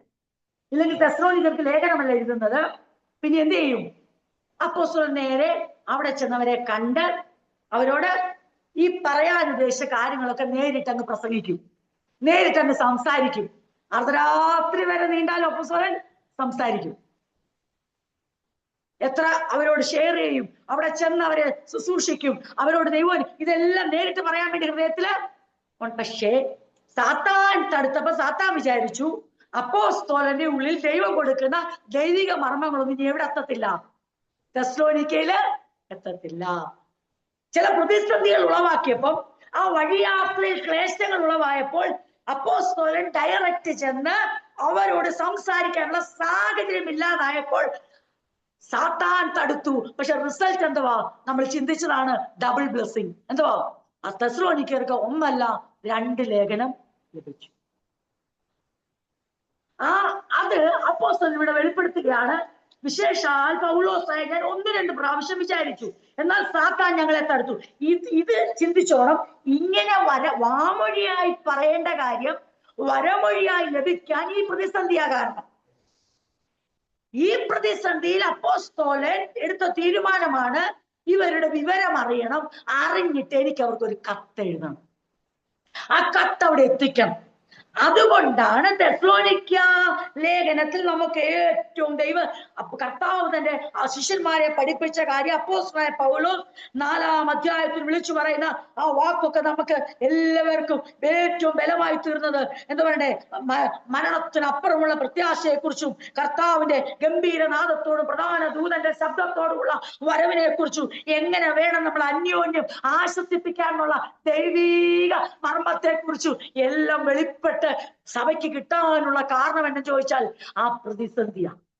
പ്രിയരേ, ദൈവത്തിന്റെ അടുക്കൽ ആരും ഈ പ്രതിസന്ധിയുടെ വലിപ്പം വന്ന് ചെന്ന് രക്ഷപ്പെടാമെന്ന് ആരും വിചാരിക്കും. സമ്മർദ്ദങ്ങൾ പറഞ്ഞ് ഷെയർ ചെയ്യാം, എല്ലാ ഭാരങ്ങളും അവരുടെ സൈഡിൽ പങ്കുവെക്കാം. പക്ഷെ ആ ഭാരം വെച്ചിട്ട് ഒരു ഒഴിവ് കഴിവായി, എക്സ്ക്യൂസായി അത് അവതരിപ്പിക്കാവുന്ന ആരും കരുതണ്ട. ദൈവം ഒരിക്കലും അംഗീകരിക്കത്തില്ല. ഭാരങ്ങളെ പങ്കുവെക്കാനുള്ള എല്ലാ സ്വാതന്ത്ര്യവും നമുക്കുണ്ട്. അപ്പോൾ അത് ഞാൻ പറയുന്നു ഈ ലേഖനം എഴുതാനുള്ള. ഇനി അടുത്ത് പറയാൻ പോകുന്നത് എന്താണ്, എങ്ങനെയാണ്. അപ്പൊ ഇങ്ങനെയാണ്. അപ്പൊ അപ്പോസ്തലന് മനസ്സിലായി 1-2 പ്രാവശ്യം വിചാരിച്ചു. നമ്മുടെ ഈ വേർഷനിൽ എഴുതിയിരിക്കുന്നതിനൊന്ന് നോക്കിക്കോട്ടെ. ഇങ്ങനെയാണ്. എന്നാൽ സഹോദരങ്ങളെ, മനസ്സില്ലാ മനസ്സോടെ ആണെങ്കിലും നിങ്ങളിൽ നിന്ന് അല്പകാലം ഹൃദയം കൊണ്ടല്ല ശരീരം കൊണ്ട് വേർപിരിഞ്ഞതിനാൽ ഞങ്ങൾ നിങ്ങളെ മുഖാമുഖം കാണാൻ തീവ്രമായി ആഗ്രഹിക്കുകയും അതിനായി പരിശ്രമിക്കുകയും ചെയ്തു. എന്നാൽ നിങ്ങളെ സന്ദർശിക്കാൻ ഞങ്ങൾ, പ്രത്യേകിച്ചും പൗലോസ് എന്ന ഞാൻ, വീണ്ടും വീണ്ടും ആഗ്രഹിച്ചു. പക്ഷേ സാത്താൻ ഞങ്ങളുടെ വഴി തടഞ്ഞു. അതിന്റെ അർത്ഥം ഇത്രയേ ഉള്ളൂ. ആ യാത്ര നടന്നില്ലെന്നർത്ഥം. ആ യാത്ര മുടങ്ങി. അപ്പൊ അപ്പോസ്തലന് മനസ്സിലായി എന്റെ ആഗ്രഹം നടക്കുന്നില്ല. പക്ഷെ അപ്പോസ്തലൻ അതുകൊണ്ട് പ്രാർത്ഥന നിർത്തിയില്ല. അപ്പോസ്തലൻ വീണ്ടും പ്രാർത്ഥിക്കുന്നുണ്ട്. എത്ര? അത് 3:13 നമ്മുടെ ദൈവവും പിതാവുമായവനും നമ്മുടെ കർത്താവായ യേശു ഞങ്ങൾ നിങ്ങളുടെ അടുക്കൽ വരുവാൻ വഴി നിരത്തി തരുമാറാകട്ടെ. 3:11. ഇതും വളരെയധികം ദൈവസഭയിൽ ചിന്തിച്ചിട്ടുള്ള വേദഭാഗങ്ങൾ. ദൈവത്തിന് അറിയാം തക്ക സമയത്ത് വഴി നിരത്തി തരാം. കർത്താവ് അത് ചെയ്യും. അപ്പൊ ദൈവ പദ്ധതിയെ മനസ്സിലാക്കിക്കൊണ്ട് അപ്പോസ്തലനായ പൗലോസ് അവരോടുള്ള ഹൃദയംഗമായ സ്നേഹനിമിത്തം കാര്യങ്ങളെ അവതരിപ്പിക്കുക. ഇനിയും എന്താണ് അപ്പോസ്തലനായ പൗലോസ് ഈ ഒരു അവസരത്തിൽ തിമോത്തിയോസിനെ എങ്ങോട്ട് അയക്കുകയെന്നറിയാമോ? അത് അപ്പോസ്തല പ്രവൃത്തിയില് നമുക്ക് കാണാൻ പറ്റും. ഞാനതൊന്ന് വായിച്ചു കേൾപ്പിക്കാം. തെസ്സലോനിക്ക ലേഖനം 3-ാം അധ്യായം അതിന്റെ 1 മുതലുള്ള വാക്യങ്ങൾ വായിക്കുമ്പോൾ, ആകയാൽ സഹിച്ചുകൂടാഞ്ഞിട്ട്. എന്താ അതിന്റെ അർത്ഥം എന്ന് മനസ്സിലായോ? ഈ രണ്ടിന്റെ കണ്ടിന്യൂവേഷനാ. എന്തോ സഹിച്ചുകൂടാഞ്ഞിട്ടെന്നാ? അതുകൊണ്ട് ഇനി നിങ്ങളിൽ നിന്ന് വേർപിരിഞ്ഞിരിക്കുന്നത് സഹിച്ചുകൂടാഞ്ഞിട്ട്. നമ്മൾ ഈ അല്ലാതെ വായിക്കുമ്പോൾ ഇതൊരു കത്താണല്ലോ, ഇത് സ്പ്ലിറ്റ് ചെയ്തുകൊണ്ടാണല്ലോ നമ്മൾ ഈ അധ്യായമായി മാറിയത്. ലെറ്ററിന് ശരിക്കും അങ്ങനെ ഒരു ചാപ്റ്റേഴ്സിന്റെ ആവശ്യമില്ല. പക്ഷെ നമ്മളുടെ പഠന സൗകര്യാർത്ഥം അങ്ങനെ ചെയ്തതാണെന്ന് നമുക്കറിയാം. ഇവരോടുള്ള ബന്ധം പറഞ്ഞു വന്നിട്ട് പറഞ്ഞു 3-ാം അധ്യായം എത്തുമ്പോ പറയുകയാണെ, ആകയാൽ സഹിച്ചുകൂടാഞ്ഞിട്ട്. എന്ത് സഹിച്ചുകൂടാഞ്ഞിട്ട്?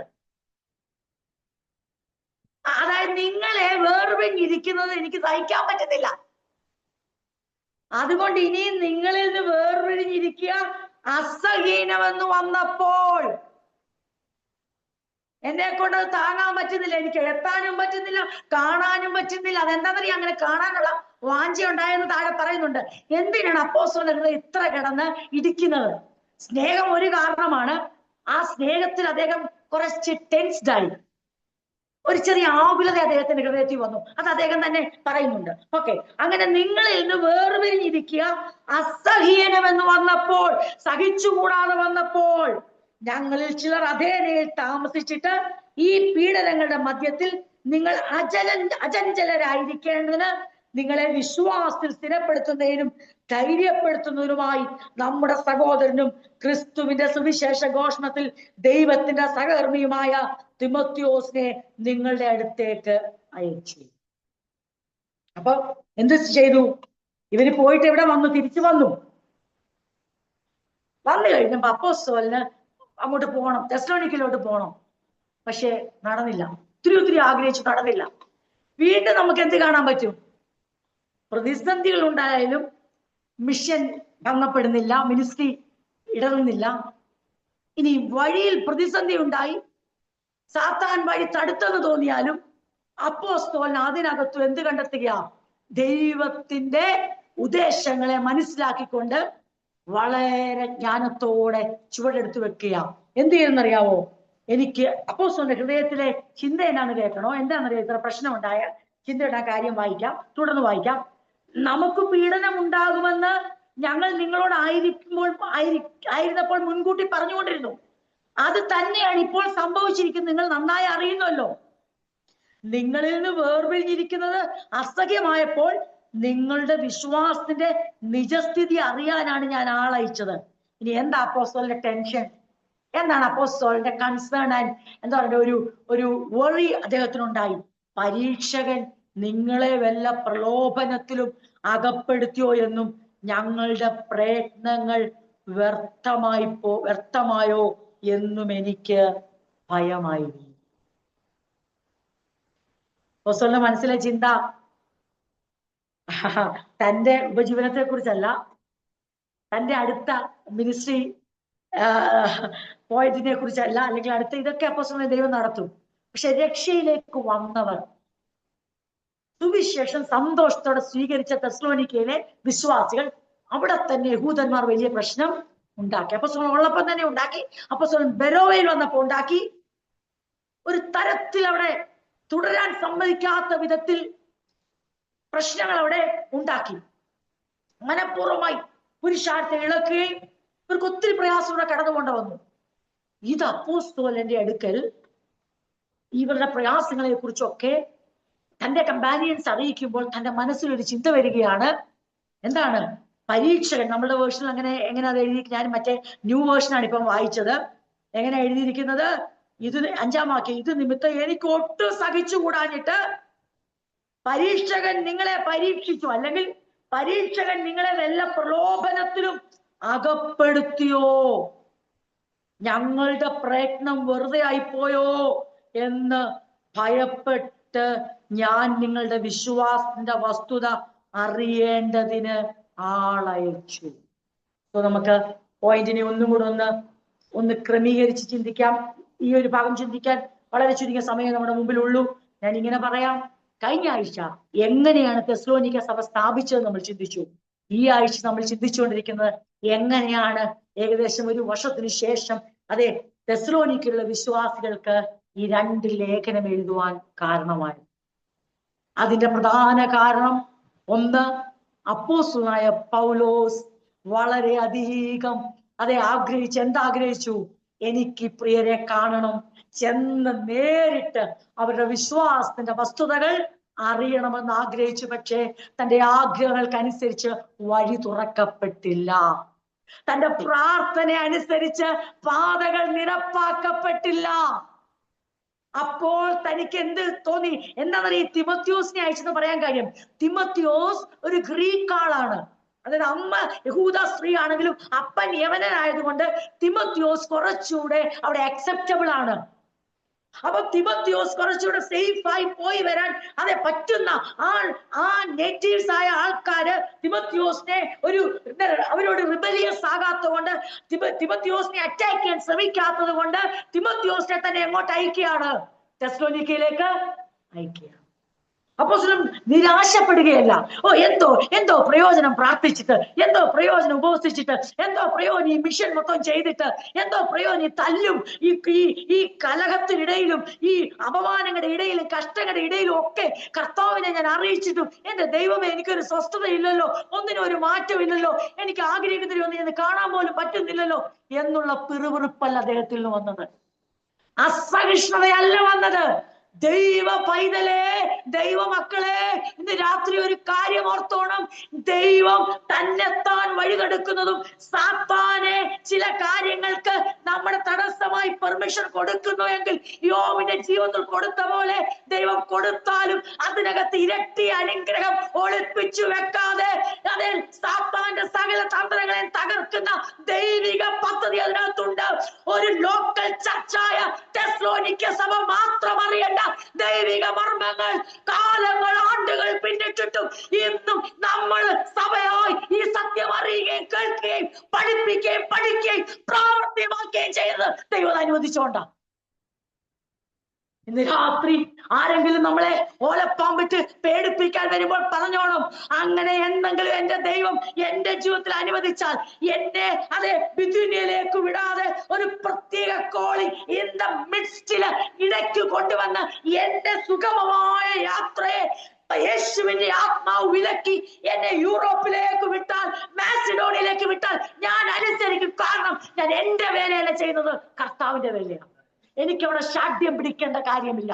അങ്ങനെ വേല ചെയ്ത് മുന്നോട്ട് വരുന്ന എന്റെ ജീവിതത്തിൽ വേലയുടെ അനന്തര ഫലമായി ഉണ്ടായ ആത്മീക സന്തതികളെ കാണുവാനും അവരെ ബലപ്പെടുത്തുവാനും അതിയായി ആഗ്രഹിച്ചിട്ടും എനിക്ക് വഴി തുറക്കപ്പെടുന്നില്ലെങ്കിൽ അത് പിശാച് തന്റെ ഏത് തന്ത്രം ഉപയോഗിച്ചാലും അത് നന്മയ്ക്കാക്കി തീർക്കുമെന്ന് അപ്പോസ്തലൻ മനസ്സിലാക്കിക്കൊണ്ട് അപ്പോസ്തലൻ പറയുകയാണ്, തിമോത്തിയേ, നീ ഒരു കാര്യം ചെയ്യ്, നീ പോയിട്ട് വാ. എനിക്കവരുടെ നിജസ്ഥിതി അറിയണം. എനിക്കുണ്ടല്ലോ അവിടെ ചെന്ന് ഈ കളക്ഷൻ ഒന്നും എടുക്കാനല്ല. അത് 1-ാം അധ്യായത്തിൽ പറയുന്നുണ്ട് കളക്ഷൻ ഒന്നും എടുത്തില്ല എന്നുള്ളത്. അവിടെ ആയിരുന്നപ്പോഴും ഒറ്റ കാര്യമേ ഉള്ളൂ, ഇത്രയും പ്രതിസന്ധികളുടെ നടുവിൽ അവർ നിലനിൽക്കുന്നുണ്ടോ ഇല്ലയോ, അതോ പ്രലോഭനത്തിൽ അകപ്പെട്ടു പോയോ ഇല്ല. ഇതിന് അദ്ദേഹം എന്ത് ചെയ്യുകയാണ്? തിമോത്തിയോസ് പോയിട്ട് വന്ന് ഗുഡ് റിപ്പോർട്ട്, നല്ല വർത്തമാനങ്ങൾ, നല്ല വാർത്തകൾ അപ്പോസ്തലനെ അറിയിക്കുകയാണ്. എന്താണ് അവിടെ അറിയിക്കുന്നത്? ഇപ്പോഴോ 6-ാം വാക്യം, ഇപ്പോഴോ തിമോത്തിയോസ് നിങ്ങളുടെ അടുക്കൽ നിന്ന് വന്ന് നിങ്ങളുടെ വിശ്വാസത്തെയും സ്നേഹത്തെയും പറ്റി ഞങ്ങൾ നിങ്ങളെ കാണുവാൻ വാഞ്ചിക്കുന്ന പോലെ നിങ്ങൾ ഞങ്ങളെയും കാണുവാൻ വാഞ്ചിച്ചുകൊണ്ട് ഞങ്ങളെ കുറിച്ച് നിങ്ങൾക്ക് എപ്പോഴും നല്ല ഓർമ്മയുണ്ടെന്നും ഞങ്ങളോട് സ്വവർത്തമാനം അറിയിച്ചു. ഒരു good news and good report കിട്ടി. കാരണത്താൽ സഹോദരന്മാരെ, ഞങ്ങളുടെ സകല കഷ്ടതയിലും സങ്കടത്തിലും നിങ്ങളുടെ വിശ്വാസം ഹേതുവായി ഞങ്ങൾ നിങ്ങളെ കുറിച്ച് ആശ്വാസം പ്രാപിച്ചു. തീർന്നില്ല. 8-ാം വാക്യം കൊണ്ട് ഞാൻ നിർത്തിയിട്ട് നമ്മുടെ പശ്ചാത്തലം നിർത്താം. എന്താണ്? നിങ്ങൾ, എനിക്കത് വായിക്കുമ്പോൾ വളരെ ഹൃദയം നിറയും. നിങ്ങൾ കർത്താവിൽ നിലനിൽക്കുന്നു എന്നറിഞ്ഞ് ഞങ്ങൾ വീണ്ടും ജീവിക്കും. എന്നാൽ തിമോത്തിയോസ് നിങ്ങളുടെ വിശ്വാസത്തെയും സ്നേഹത്തെയും കുറിച്ചുള്ള സദ്വാർത്തയുമായി ഞങ്ങളെ അടുത്ത് മടങ്ങിയെത്തി. അപ്പൊ ഒരു കാര്യം മനസ്സിലായല്ലോ, കർത്താവ് എന്തിനാണ് പൗലോസിന്റെ യാത്രയെ തടുക്കാൻ സമ്മതിച്ചെന്നുള്ളത്. കാരണം പൗലോസ് പോയിട്ട് വന്നാൽ ഈ കത്തില്ല, തിമോത്തിയോസ് പോയിട്ട് വന്നാൽ കത്തുണ്ട്. അപ്പൊ നമ്മളെ കൂടെ കർത്താവ് ഓർത്തു. തെസ്സലോനിക്ക ലേഖനം നമുക്കൂടെ വായിച്ചു പഠിക്കണം. അതിന്റെ മർമ്മങ്ങൾ, അവന്റെ വരവിന്റെ ആ മരണത്തിനപ്പുറമുള്ള പ്രത്യാശയുടെ മർമ്മങ്ങൾ, ദൈവമക്കളുടെ വിശ്വാസവും സ്ഥിരതയും, മാറ്റമില്ലാത്ത ദൈവത്തിന്റെ ഉദ്ദേശങ്ങൾ, അതൊരു പ്രത്യേക കാലഘട്ടം കൊണ്ട് അവസാനിക്കല്ലേ. അതിന് ഉപയോഗിക്കാൻ പറ്റിയ ആളാരാ? പൗലോസാ. എന്താ തിമോത്തിയോസിന്റെ വഴി തടുത്തില്ലല്ലോ. തടുക്കാനുണ്ട് ദൈവം സമ്മതിച്ചു? ഇല്ല. തിമോത്തിയോസിന് പോയി വരാൻ പറ്റി, പൗലോസിന് പോയി വരാൻ പറ്റിയില്ല. കാരണം എന്താ? പൗലോസ് പോയി വന്നാൽ തെസ്സലോനിക്ക 1-ാം ലേഖനോ 2-ാം ലേഖനോ ഇല്ല. എന്റെ പ്രിയരെ, ഇന്ന് രാത്രി നാം ആരിൽ ആശ്രയിച്ചായി മുന്നോട്ട് പോണേ? അവർക്ക് പറ്റുന്നുണ്ടല്ലോ, ഇവർക്ക് വന്ന് നാം ഭയപ്പെടേണ്ട. നമ്മളെ ദൈവം ഒരു സ്പെഷ്യൽ പർപ്പസോടെ, ദൈവിക ഉദ്ദേശത്തോടെ നടത്തുമ്പോൾ നമ്മുടെ ജീവിതത്തിലെ തടസ്സങ്ങളും നമ്മുടെ ജീവിതത്തിലെ പ്രതിസന്ധികളും വരുവാൻ പോകുന്ന കാലത്തിലേക്ക് ദൈവം സൂക്ഷിച്ചു വെച്ചിരിക്കുന്ന അനുഗ്രഹങ്ങളുടെ ഒരു ഉറവയാണ്. അത് വെളിപ്പെടുമ്പോഴേ അത് മറ്റുള്ളവർക്ക് മനസ്സിലാക്കുള്ളൂ. പക്ഷെ നാം ഇപ്പോഴേ അത് മനസ്സിലാക്കണം. കാരണം വിശ്വാസത്താൽ ജീവിക്കുന്നവരാ. തിമോത്തിയോസിന്റെ യാത്ര, അതിന്റെ അർത്ഥം തിമോത്തിയോസ് ഒരു അനുഗ്രഹമില്ലെന്നല്ല അതിന്റെ അർത്ഥം. തിമോത്തിയോസ് കത്തെഴുതത്തില്ല, പൗലോസെ കത്ത്. തിമോത്തിയോസിലേക്കല്ല ഈ മർമ്മം അപ്പോൾ വെളിപ്പെടുന്ന ആരിലേക്കാ? പൗലോസിലേക്കാ. അപ്പം പൗലോസിനെ അങ്ങോട്ട് അയക്കേണ്ട. കാരണം പൗലോസ് തിമോത്തിയോസ് കൊണ്ടുവന്ന ആ ഗുഡ് ന്യൂസ് തന്റെ കാതുകളിലെത്തി. എന്നിട്ട് എന്ത് പറഞ്ഞു? ഇങ്ങനെയാണ് അവിടെ എഴുതിയിരിക്കുന്നത്.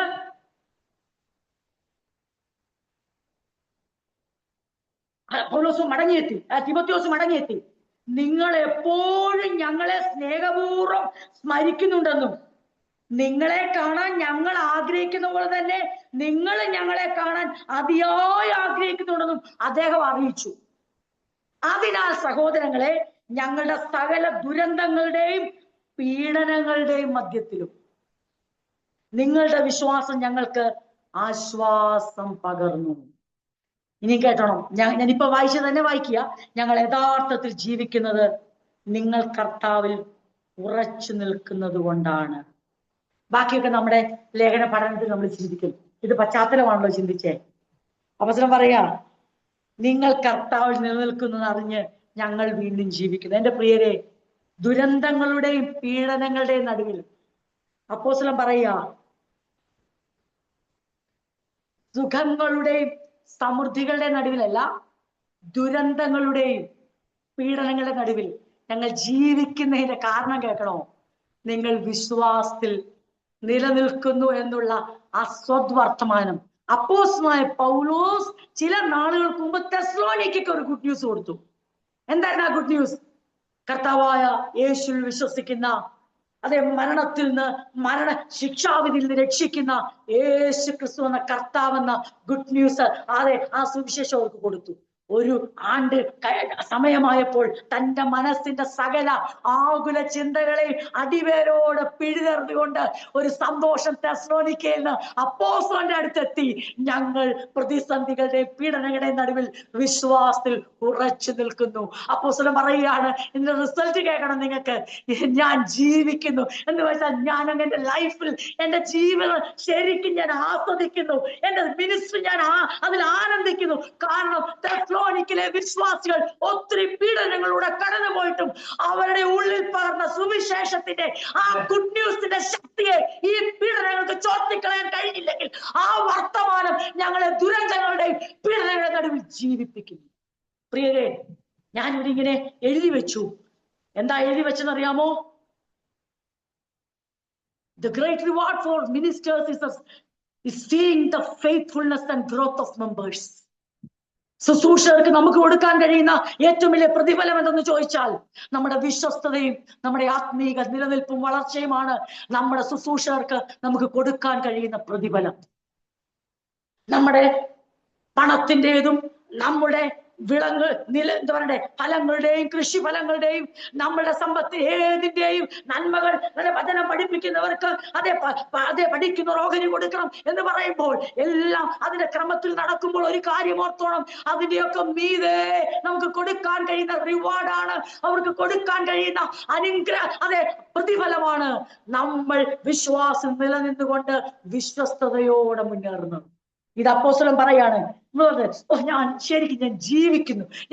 ദുരന്തങ്ങളുടെയും പീഡനങ്ങളുടെയും നടുവിൽ അപ്പോസ്തലന് ജീവിക്കാൻ കഴിയും ഈ വർത്തമാനം. എന്താണ് ഇത്രയും നമ്മൾ ചിന്തിച്ചാൽ ചോദിച്ചാൽ, ഇങ്ങനെ ഇരിക്കുമ്പോഴാണ് കൊരിന്ത്യയിൽ വെച്ച് AD 52 ഏകദേശം ആ കാലഘട്ടത്തിലാണ് ഈ വർത്തമാനം തന്റെ കാതുകളിൽ എത്തി. അപ്പോസ്തലൻ തൂലിക എടുക്കുക. തെസ്സലോനിക്കർക്ക് എഴുതിയ 1-ാം ലേഖനം എഴുതാൻ തുടങ്ങിയ ആരൊക്കെയാ?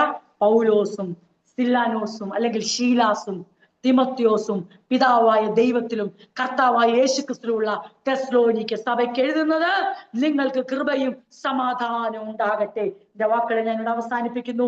ഇന്ന് രാത്രി ദൈവവചന ചിന്തകളിലൂടെ കടന്നു പോകാൻ ദൈവം നമുക്ക് തന്ന അവസരത്തിനായി ദൈവത്തെ സ്തുതിക്കുന്നു. അപ്പോസ്തലനായ പൗലോസിന്റെ അടുക്കലേക്ക് തിമത്യോസ് കൊണ്ടുവന്ന ഗുഡ് ന്യൂസ് കേട്ട് അപ്പോസ്തലൻ പറയുകയാണ്. അത് കേട്ടപ്പം ആ സന്തോഷം കൊണ്ട് പറയാ, ഞാൻ ജീവിക്കുന്നു. ദുരന്തങ്ങളുടെ പീഡനങ്ങളുടെ നടുവിൽ എനിക്ക് നിൽക്കാനുള്ള ഒരു ബലമാണ്. എന്റെ പ്രിയ മക്കൾ, എന്റെ പ്രിയപ്പെട്ടവർ, സുവിശേഷത്താൽ വീണ്ടും ജനിക്കപ്പെട്ടവർ, പരീക്ഷകന്റെ പ്രലോഭനങ്ങളിലോ പ്രതിസന്ധികളിലോ എന്താണ് ഗുണ്ടകളായ ആൾക്കാർ, അങ്ങനെയാണ് ഈ ന്യൂ വേർഷനിൽ അപ്പോസ്തലൻ പറഞ്ഞിരിക്കുന്നത്. അവർ ഗുണ്ടകളെ കൂട്ടി, അവർ ആൾക്കാരെ കൂട്ടി, പുരുഷാരത്തെ ഇളക്കി, പട്ടണത്തിലുള്ളവരെ ഭ്രമിപ്പിച്ച് തെസ്സലോനിക്കയിൽ വിശ്വാസം വന്ന യാസോനെയും കൂട്ടരെയും വളഞ്ഞ് വീടും വളഞ്ഞ് വലിച്ചിഴച്ചിറക്കി ഒടുവിൽ ജാമ്യ തുക കെട്ടിവെച്ചവരെ ഇറക്കി വിട്ട് പൗലോസ് അവിടുന്ന് ഓടിപ്പോകേണ്ട വരുമ്പോൾ എന്താ പറഞ്ഞത്, തെസ്സലോനിക്കയിലെ പ്രതിസന്ധി നമുക്ക് ഓർക്കാമല്ലോ. എന്നിട്ട് ബെരോവയിൽ ശുശ്രൂഷിച്ചപ്പോൾ തെസ്സലോനിക്കയിലെ യഹൂദന്മാർ അത് കേട്ടിട്ട് അവിടെ നിന്ന് വീണ്ടും വന്നിട്ട് ഈ ബെരോവയിൽ വന്ന് വീണ്ടും പുരുഷാരത്തെ ഇളക്കി. അപ്പൊ നമുക്ക് ഊഹിക്കാമല്ലോ തെസ്സലോനിക്കയിലെ പ്രതിസന്ധി എന്താ. അവിടുത്തെ ലോക്കൽ ചർച്ച് എങ്ങനെ നിലനിൽക്കുമെന്നുള്ള ചോദ്യത്തിന്റെ ഉത്തരമാണ് നമ്മൾ ഇന്ന് കണ്ടേ. പ്രിയരെ, കർത്താവ് നമ്മളൊരു കാര്യം പറയാനുണ്ട്. അതെ, ദുരന്തങ്ങളുടെയും പീഡനങ്ങളുടെയും നടുവിൽ നമ്മളെ ഒറ്റയ്ക്ക് വിടുന്നവനല്ല ദൈവം. കഷ്ടങ്ങളുടെയും അപമാനങ്ങളുടെയും നടുവിൽ എനിക്ക് നിന്നെ അറിയത്തില്ലെന്ന് മാറി നിൽക്കുന്നവരല്ല നമ്മുടെ കർത്താവ്. അവൻ ഏറ്റവും അടുത്ത തുണയാണ്. അവൻ നീക്കുപോക്ക് തരും, നിൽക്കുവാനുള്ള ബലം തരും, വീഴാതെ നിർത്തുവാൻ, താങ്ങുവാൻ അവന്റെ ശാശ്വത ഭുജങ്ങൾ മതിയായതാണ്. തെസ്സലോനിക്ക സഭയെ പൗലോസല്ല താങ്ങി നിർത്തിയത്, സർവശക്തനായ ദൈവം തന്നെ താങ്ങി നിർത്തി. തെസ്സലോനിക്ക സഭയിലുള്ള വിശ്വാസികളുടെ ഹൃദയത്തിൽ ക്രിസ്തുവിന്റെ വചനത്തെ ഐശ്വര്യമായി ഉറപ്പിച്ചു നിർത്തിയത് കർത്താവായ ദൈവത്തിന്റെ ആത്മാവിനെ ശക്തീകരിച്ചു. തിമത്യോസിനോട് പറഞ്ഞു, എനിക്ക് പറ്റത്തില്ല, നീ പോണം. നീ പോയി. അവർ ഓൾറെഡി അവിടുന്ന് വന്നു. പിന്നെ തിമത്യോസ് പറഞ്ഞു, തിമത്യോസെ, ഞാൻ ഒത്തിരി പ്രാവശ്യം ശ്രമിച്ചിട്ട് എനിക്ക് പറ്റുന്നില്ല, അതുകൊണ്ട് ഞാൻ ദൈവത്തോട് പിണങ്ങാനോ ഞാൻ അതിന്റെ പേരിൽ ബഹളം വെക്കാനൊന്നും ഞാൻ തയ്യാറല്ല. എനിക്കൊരു ഒറ്റ കാര്യം അറിഞ്ഞാൽ മതി, are they standing in the faith or not? ഒറ്റ കാര്യം എനിക്കറിയണം, വിശ്വാസം നിൽക്കുന്നോ അതോ പ്രലോഭനത്തിൽ അകപ്പെട്ടോ പിന്മാറിയോ? തിമത്യോസ് പറഞ്ഞു, നീ പോണം, ഞാൻ പോകാം. പ്രതിസന്ധി നടുവിലൂടെ ആരും തിരിച്ചു പോവുകയാ.